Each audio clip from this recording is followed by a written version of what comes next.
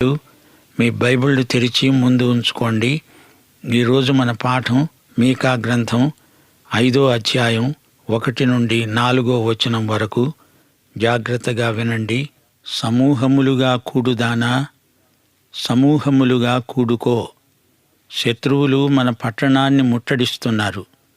వారు ఇశ్రాయేలీయుల న్యాయాధిపతిని కర్రతో చెంప మీద కొడుతున్నారు. బెత్లెహేము ఎఫ్రాతా, యూదావారి కుటుంబములలో నీవు స్వల్ప గ్రామమైన నా కొరకు ఇశ్రాయేలీయులను ఏలబోయేవాడు నీలో నుండి వస్తాడు. పురాతన కాలము మొదలుకొని శాశ్వత కాలము ఆయన ప్రత్యక్షమవుతూ ఉన్నాడు. కాబట్టి ప్రసవమయ్యే స్త్రీ పిల్లను కనే వరకు ఆయన వారిని అప్పగిస్తాడు. అప్పుడు ఆయన సహోదరులలో శేషించిన వారు ఇశ్రాయేలీయులతో కూడా తిరిగి వస్తారు.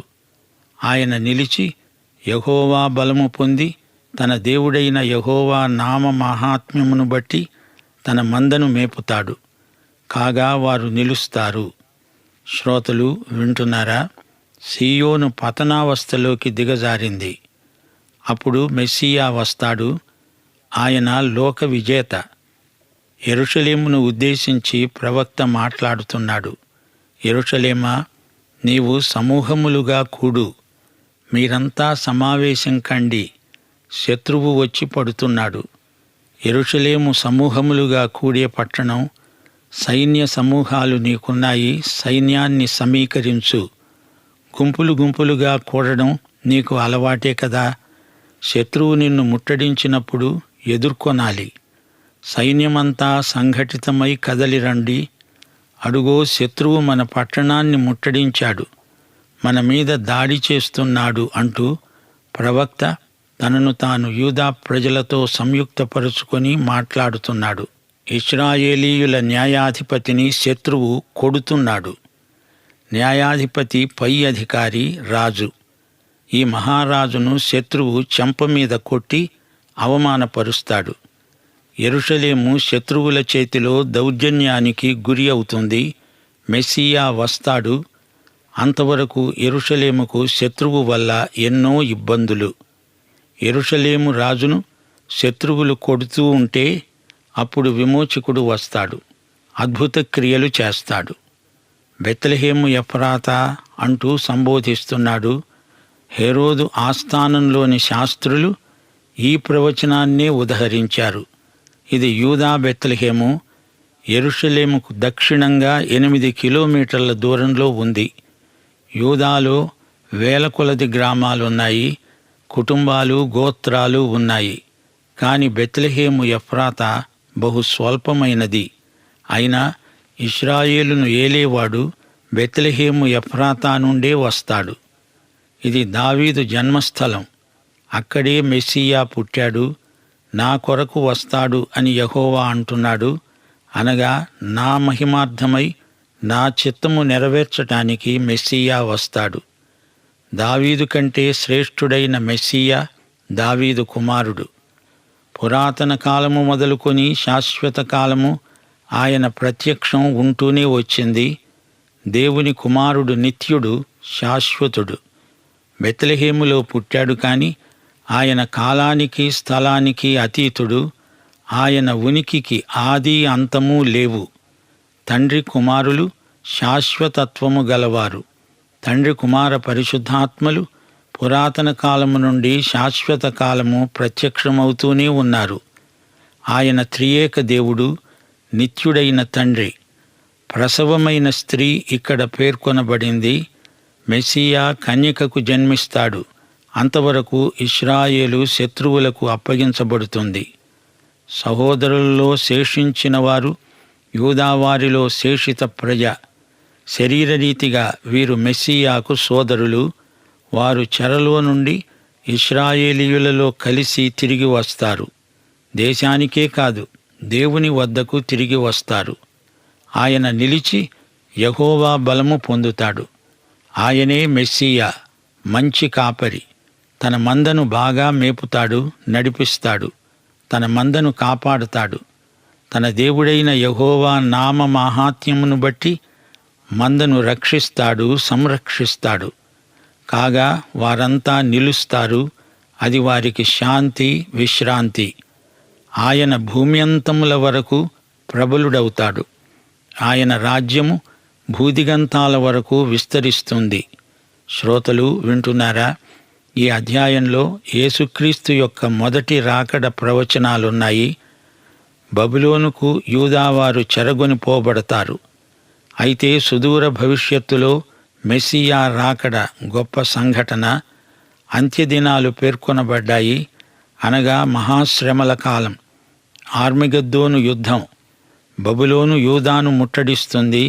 న్యాయాధిపతిని అనగా యూదారాజును శత్రువులు కర్రతో కొట్టుతారు. 2 రాజులు 25వ అధ్యాయం 7వ వచనం. సిద్కియా చూస్తూ ఉండగా వారు అతని కుమారులను చంపించి సిద్కియా కన్నులు ఊడదీయించి ఇత్తడి సంకెళ్లతో అతన్ని బంధించి బబులోను పట్టణానికి తీసుకొని పోయారు. మీకా సిద్కియాను గురించే ప్రవచిస్తున్నాడు. సిద్కియాతో దావీదీయ రేఖ ముగియలేదు. యెహోయాకీము బబులోను రాజుకు తిరుగుబాటు చేశాడు. ఆ తరువాత నెబుకద్నెజరు యెహోయాకీమును చెరగొనిపోయాడు. అప్పుడు యెహోయాకీను సింహాసనమెక్కాడు. అతడు కూడా చెరలోకి పోవటం జరిగింది. 2 రాజులు 24వ అధ్యాయం 15వ వచనం. అతడు యెహోయాకీనును, రాజు తల్లిని, రాజు భార్యలను, అతని పరివారమును, దేశములోని గొప్పవారిని చెరపట్టి యెరూషలేము నుండి బబులోను పురమునకు తీసుకుపోయాడు. ఈ రాజే అసలైన దావీదు వంశరేఖకు పొడిగింపు. ఇతని నుండే యోసేపు, యేసు తల్లి మరియా వచ్చారు. సిద్కియా చనిపోయాక యెహోయాకీను రావటంతో దావీదు సింహాసనం దేవుని వాగ్దానం చొప్పున కొనసాగింది. ఇప్పుడు మెస్సియాను గురించి ప్రవచన వాగ్దానం మీకా పలుకుతున్నాడు. ఇశ్రాయేలీయులను ఏలబోయేవాడు బెత్లెహేములో పుడతాడు. ఆయనే మెస్సియా. మీకా గ్రంథం 5వ అధ్యాయం 2వ వచనం క్రిస్మస్ సందేశం. యేసుక్రీస్తు డిసెంబరు 25వ తేదీన పుట్టలేదు గాని బెత్లెహేము ఎఫ్రాతాలో పుట్టాడు. పుట్టుక తేదీ కంటే పుట్టుక స్థలం ఆయన జన్మకు బలవత్తరమైన సాక్ష్యం. యేసు బెత్లెహేములో జన్మించాడు. అది చరిత్ర. చరిత్ర యేసు జన్మకు గొప్ప సాక్ష్యం, రుజువు, ధృవీకరణ. దావీదు గోత్రానికే చెందినవాడు మెస్సియా. బెత్లెహేములో పుడతాడు. ఎఫ్రాతా అంటే సారవంతమైన భూమి అని అర్థం. యేసు పుడతాడని 700 ఏండ్లకు ముందే ప్రవచనం పలకబడింది. యేసు బెత్లెహేములో ఎలా పుడతాడు? దావీదు వంశీకులు ఎవరూ బెత్లెహేములో లేరే.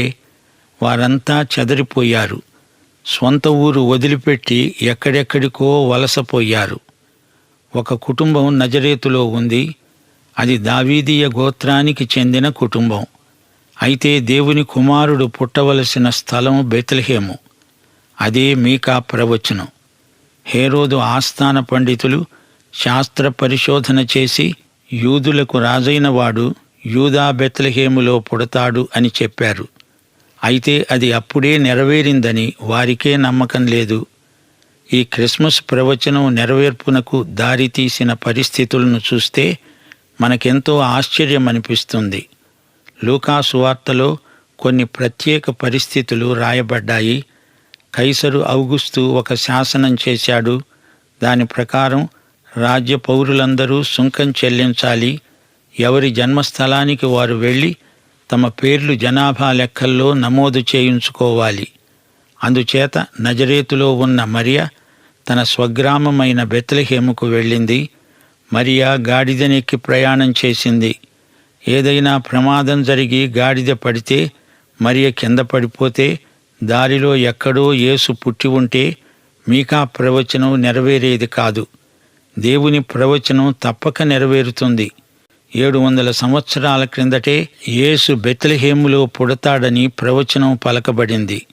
సరిగ్గా ఆమె కనే సమయానికి గాడిదె మరియను బెత్లెహేముకే సురక్షితంగా తెచ్చింది.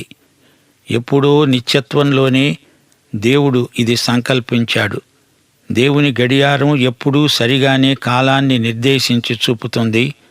నా కొరకు మెస్సియా జన్మిస్తాడని దేవుడు అంటున్నాడంటే ఆయన తండ్రి చిత్తమును నెరవేరుస్తాడని, తండ్రి పనిని విజయవంతంగా చేసి ముగిస్తాడని అర్థం. దేవునికి స్తోత్రం. నిత్యత్వము నుండి నిత్యత్వానికి దేవుని ప్రత్యక్షతా విధానాలు ఆశ్చర్యకరమైనవి. ఆయన పుట్టుక, అవతారం, యేసు మానవతను సూచిస్తాయి. ఆయన బెత్లెహేము శిశువు అయ్యాడంటే ఆయన మానవతను ధరించుకున్నాడని అర్థం.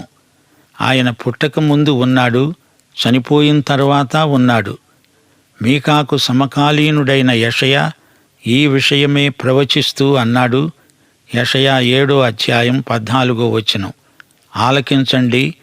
కన్యక గర్భవతి అయి కుమారుణ్ణి కని అతనికి ఇమ్మానుయేలు అని పేరు పెడుతుంది. యెషయా 9వ అధ్యాయం 6వ వచనం. మనకు శిశువు పుట్టాడు, మనకు కుమారుడు అనుగ్రహించబడ్డాడు. మనకు అంటే ఇశ్రాయేలు జాతికి. కుమారుడు, ఇది మానవతను సూచించే మాట. కుమారుడు అనుగ్రహించబడ్డాడు.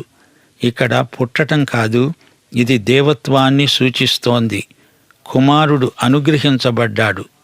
శిశువు బెత్లెహేములో పుట్టాడు, కుమారుడు నిత్యత్వములో నుండి అనుగ్రహించబడ్డాడు. కీర్తనలు 90:2వ వచనం. పర్వతములు పుట్టక మునుపు, భూమిని లోకమును నీవు పుట్టింపక మునుపు యుగయుగములు నీవే దేవుడవు. నిత్యత్వము నుండి నిత్యత్వము వరకు, పురాతన కాలము నుండి శాశ్వత కాలము వరకు నీవే దేవుడవు. నీవు అన్ని కాలాలలో ఉండే దేవుడవు. ఆయన దేవుని నిత్య కుమారుడు. సామెతలు 8వ అధ్యాయం 23వ వచనం అంటోంది, అనాది కాలము మొదలుకొని మొదటి నుండి భూమి ఉత్పత్తి అయిన కాలమునకు పూర్వము నేను నియమించబడ్డాను. నియమించబడ్డాను అంటే అభిషేకించబడ్డాను అని అర్థం. ప్రవాహ జలములు లేనప్పుడు, నీళ్లతో నిండిన ఊటలు లేనప్పుడు నేను పుట్టాను. పర్వతములు స్థాపించబడక మునుపు, కొండలు పుట్టక మునుపు నేను పుట్టాను. ఈ సృష్టి లేనప్పుడు ఆయన దేవుడు. అయితే సృష్టికర్త అయిన ఆ దేవుడే ఈ సృష్టిలో ప్రవేశించాడు, మానవతను ధరించాడు. కాలము సంపూర్ణమైనప్పుడు ఆయన వచ్చాడు. బెత్లెహేము అనే కుగ్రామంలో జన్మించాడు. యోహాను సువార్త 16వ అధ్యాయం 28వ వచనంలో ప్రభువే స్వయంగా చెప్పాడు, నేను తండ్రి వద్ద నుండి బయలుదేరి లోకానికి వచ్చాను, లోకమును విడిచి తండ్రి వద్దకు వెడుతున్నాను. కొలసీ పత్రిక 1వ అధ్యాయం 16వ వచనం. ఆకాశమందున్నవి, భూమి యందున్నవి, దృశ్యమైనవి గాని అదృశ్యమైనవి గాని, అవి సింహాసనములైన, ప్రభుత్వములైన, ప్రధానులైన, అధికారములైన సర్వమును ఆయన యందు సృజించబడినవి. సర్వమును ఆయన ద్వారాను ఆయనను బట్టి సృజించబడినవి. ఏదేను తోటలో చల్లని పూట ఆదాము హవ్వలకు వినబడిన స్వరం ఆయనదే. దేవుని సమాచార ప్రకటన ఆయనే. ఆయనే దేవుని వాక్యం. దేవుడు మానవునికి చెప్పదలుచుకున్న మాట ఆయనే. పాత నిబంధన అంతటా మనిషిని వెతుకుతూ వచ్చాడాయన. మండుతున్న పొదలో మోషేకు ఆయనే కనిపించాడు. మీకు విడుదల కలిగించడానికి నేను దిగివచ్చాను అన్నాడు దేవుడు. ఆయన విమోచకుడు. ఇక్కడ మీకా ప్రవచిస్తున్న దానికి సార్వత్రిక సార్వకాలిక ప్రయోజనమున్నది. 2000 సంవత్సరాల క్రిందట ఆయన బెత్లెహేములో ఒక శిశువుగా జన్మించినా, పురాతన కాలము నుండి శాశ్వత కాల పర్యంతము ఆయన ప్రత్యక్షత కొనసాగుతూనే ఉంటుంది. అవతారానికి ముందు ఆయన ఉన్నాడు. అవతారమంటే ఆయన మానవత. బెత్లెహేముకు ఆయన రావడం అంతకు మున్నెన్నడూ అలాంటిది జరగలేదు. అది దేవుని మానవతా ప్రత్యక్షం. యేసు అనే మానవ నామధేయం ధరించాడు. ఆయన యెహోవా, దేవుడు. ఆయన యేసు అయ్యాడు, అనగా మానవుడయ్యాడు. ఆయన రక్షకుడు. బెత్లెహేము నుండి వచ్చాడు, రక్షించటానికి వచ్చాడు. దేవదూతలు కాపరులకు ఏం చెప్పారు? లూకాసు వార్త 2వ అధ్యాయం 11వ వచనం. దావీదు పట్టణమందు నేడు రక్షకుడు మీకు పుట్టి ఉన్నాడు. ఈయన ప్రభువైన క్రీస్తు. మత్తయి సువార్త 1:23 ఇదిగో కన్యక గర్భవతి అయి కుమారుణ్ణి కంటుంది, ఆయనకు ఇమ్మానుయేలు అని పేరు పెడతారు. ఇమ్మానుయేలు అనే పేరుకు దేవుడు మనకు తోడు అని అర్థం. ఆయన ఇమ్మానుయేలు గనుకే యేసు. దేవుడు మనకు తోడై ఉండి మన స్థానం తాను వహించి మనకు ప్రతినిధి అయి మనకు ప్రత్యామ్నాయంగా శిలువ మీద చనిపోయాడు. బెత్లెహేము మన రక్షకుని జన్మస్థలం. బెత్లెహేముకు ఉత్తరాన రామా అనే ప్రదేశముంది. రామాలో అంగలార్పు వినపడిందని ప్రవచనమున్నది. నా కుమారుణ్ణి ఈజిప్టు నుండి రప్పించుకుంటాను అన్నాడు దేవుడు. ఆయన నజరేయుడనబడతాడని మరో ప్రవచనం. ఈ ప్రవచనాలన్నీ యేసును గురించినవే. ఇవన్నీ అద్భుతంగా, విచిత్రంగా సమకూడి జరిగాయి. ఈ సంఘటనల వెనుక మానవాతీతమైన దైవశక్తి, పరిశుద్ధాత్మ శక్తి అదృశ్యంగా పనిచేసింది. మీకా గ్రంథం 5:2 అద్భుతమైన వచనం. యేసుక్రీస్తు శిలువ వేతకు ఆయన రెండో రాకడకు మధ్య ఇది విరామకాలం, మహాశ్రమల కాలం, ఇశ్రాయేలు జాతికి ప్రసవ వేదనా కాలం. అంతటా సహోదరులలో శేషించిన వారు ఇశ్రాయేలీయులతో కలిసి తిరిగి వస్తారు. దేవునికి స్తోత్రం. లోకమంతటా చెదరిపోయిన యూదావారు, ఇశ్రాయేలువారు ఒకటై తిరిగి వస్తారు. దేవుడు వారిని సమకూర్చుకుంటాడు. యేసు మనకు మంచి కాపరి, గొప్ప కాపరి. ఆయన బలవంతుడు, మాహాత్మ్యము గలవాడు. భూమ్యంతముల వరకు ఆయన ప్రబలుడు, సమాధానకారకుడు. ఆయనే యేసుక్రీస్తు. యేసు సంఘానికి కాపరి, ఇశ్రాయేలు జాతికి కూడా ఆయన కాపరి. బెత్లెహేములో పుట్టిన ఈ యేసు, తిరస్కరించబడిన ఈ యేసు, ఈయనే తన మందను కాచి కాపాడే కాపరి. ఆయన మంచి కాపరి, గొప్ప కాపరి, ప్రధాన కాపరి, మహాకాపరి. ఆయన మన పట్ల ఎంతో శ్రద్ధ వహిస్తున్నాడు. ఆయన రక్షణ, కాపుదల, నాయకత్వం ఎంతో అమూల్యమైనవి. కీర్తనలు 22లో ఆయన మంచి కాపరి, గొర్రెల కోసం తన ప్రాణం పెట్టాడు. 23వ కీర్తన ఆయన మనల్ని నడిపించే గొప్ప కాపరి. 24వ కీర్తనలో ఆయన మహిమలో రాబోయే ప్రధాన కాపరి. దేవునికి స్తోత్రం. యేసు మన పట్ల జరిగించిన పరిచర్య అంతా కాపరి పరిచర్యే. దేవునికి స్తోత్రం. శ్రోతలు జ్ఞాపకం పెట్టుకోండి, బెత్లెహేము అంటే రొట్టెల గృహం, ఆహారశాల. ఎఫ్రాతా అంటే ఫలవంతమైనది. యేసు పుట్టుక చేత అది ఫలవంతమైనది. పాఠం ఇంతటితో సమాప్తం.